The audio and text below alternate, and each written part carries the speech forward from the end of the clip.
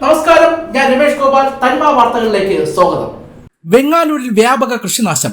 വെങ്ങാനൂർ ഗ്രാമപഞ്ചായത്തിലെ പനങ്ങോട് ഏലായിൽ ഇക്കഴിഞ്ഞ ദിവസമുണ്ടായ മഴയിലും കാറ്റിലും പെട്ട് വ്യാപകമായ കൃഷിനാശമുണ്ടായി. 100 കണക്കിന് കുലച്ച വാഴകളാണ് ഒടിഞ്ഞു വീണത്.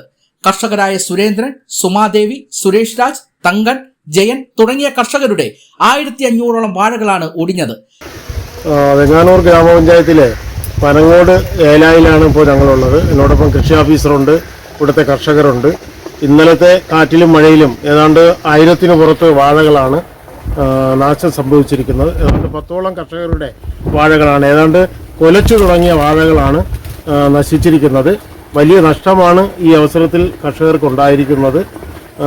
അടിയന്തരമായും നഷ്ടപരിഹാരം ലഭിക്കുന്നതിനുള്ള നടപടികൾ സ്വീകരിക്കാൻ കൃഷി വകുപ്പിനോട് ഇപ്പോൾ ആവശ്യപ്പെട്ടിട്ടുണ്ട്. സത്വര നടപടികൾ ഉണ്ടാകുമെന്ന പ്രതീക്ഷയിലാണ് കർഷകർ.